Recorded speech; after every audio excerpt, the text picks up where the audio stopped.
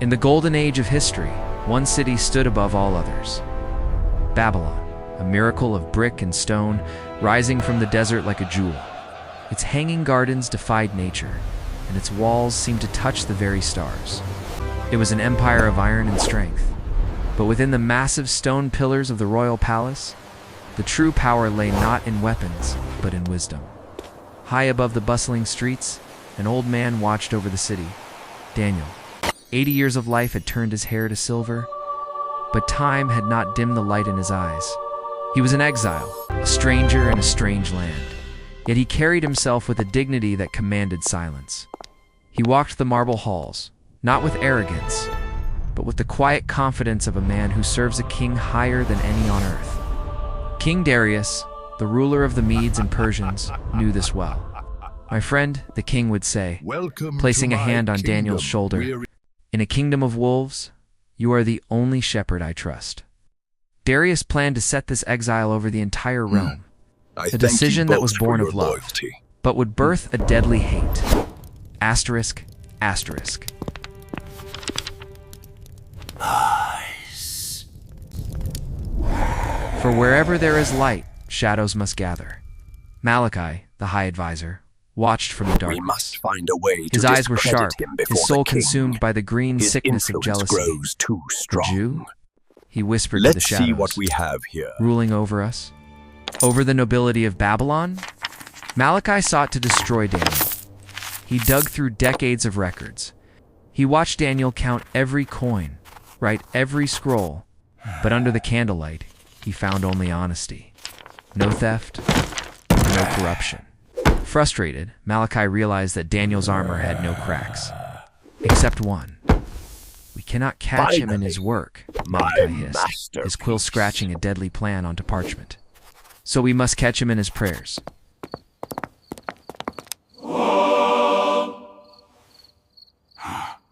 My liege, I bring glad tidings from the northern provinces.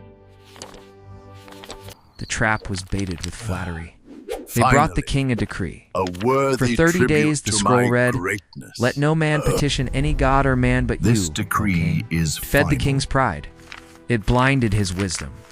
The signet ring pressed into the hot red wax. The smoke rose.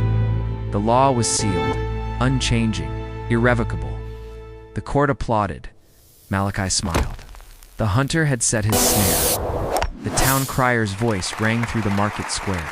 The people listened. Daniel listened. He knew the law of the Medes and Persians could not be broken. Hear ye! He knew the By penalty royal was the decree, den of lions. all citizens are Most men summoned to the would have grand hidden. square. Most men would have closed their doors, but Daniel turned his back on the palace and walked home. Asterisk, asterisk.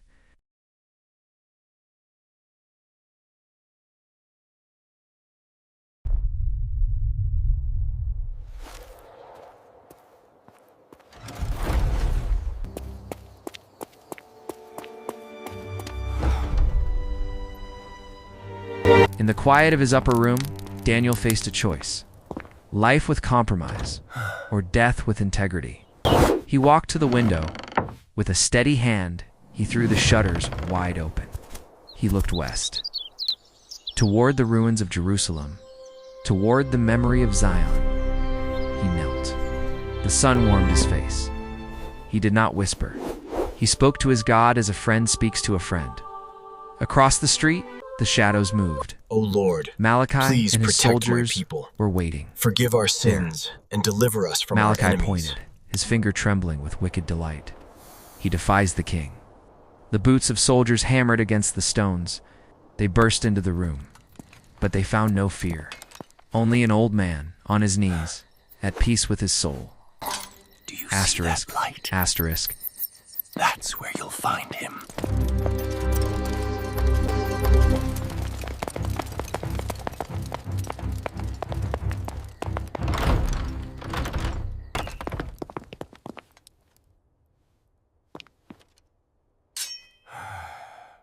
They took him, not like a criminal, but like a trophy.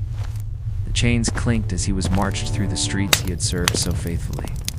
When King Darius heard the news, his anger shook the throne room. His anger was not at Daniel, it was at himself.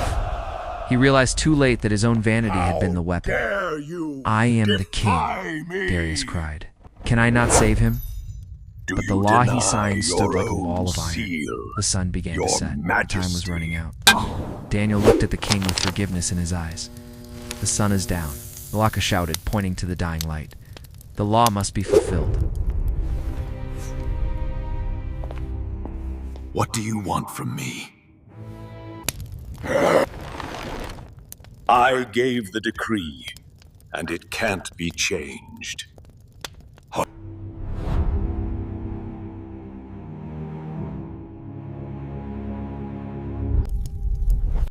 By the setting of the sun, justice must be served.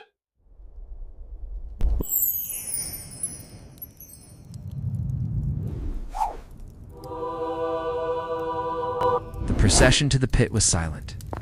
The air grew cold.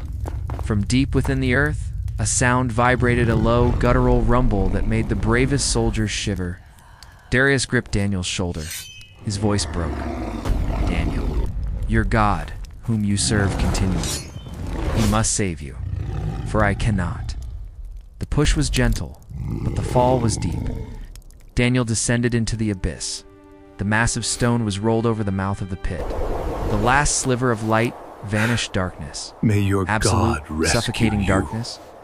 The air smelled of old bones and dust. Daniel stood up. He brushed the dust from his robes. He was not alone. Out of the shadows, yellow eyes appeared, then teeth. The Alpha, a beast of muscle and hunger, stepped into the moonlight. They circled him. The growl was deafening. The smell of death was everywhere. Daniel did not run. What was He closed that his sound? eyes. He raised his hand. "You are my shield," he whispered. Asterisk, asterisk.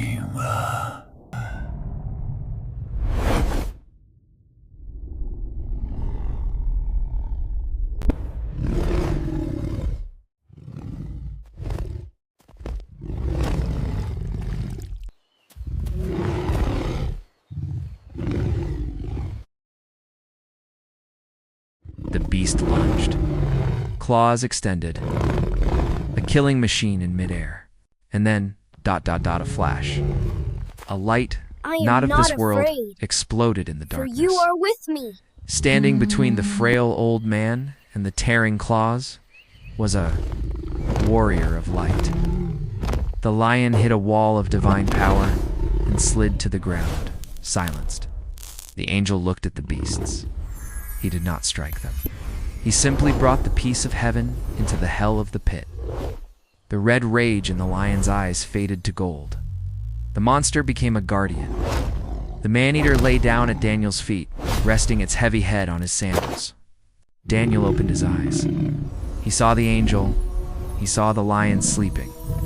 And in that terrifying pit, Daniel found the sweetest rest of his life. But above ground, there was no peace. In the palace of luxury, King Darius paced. He refused food. He refused music. The night dragged on, heavy with guilt. Until finally, the purple light of dawn broke the horizon. Asterisk, asterisk.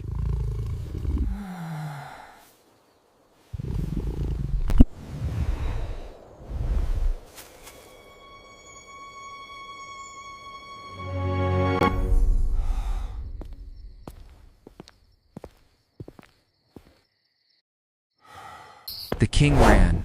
He did not walk with royal dignity. He ran with desperate hope. His robes flew behind him as he reached the garden. He screamed into the stone, "Daniel, Daniel, servant of the living God. Has your God been able to rescue you?" Silence hung in the air. The birds stopped singing. The guards held their breath. And then, a voice, calm, strong, alive. "O king, live forever." Darius wept. He commanded the stone be moved. Sunlight flooded the darkness, and there he stood. The angel faded into the morning light, his work done. Daniel was hoisted up. Daniel! No scratch, no wound. Only the glow of a man who has touched the divine. Daniel! The king embraced the exile. The barrier between ruler and servant was gone. Justice was swift for the conspirators, O but for King, Daniel, there was only victory. live forever. He pointed to the sky, giving glory where it was due.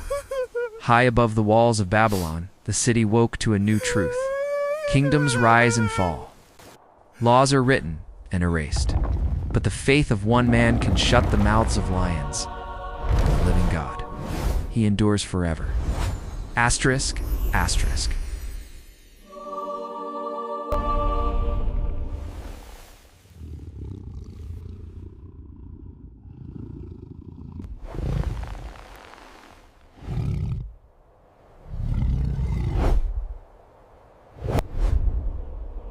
Daniel, you are safe.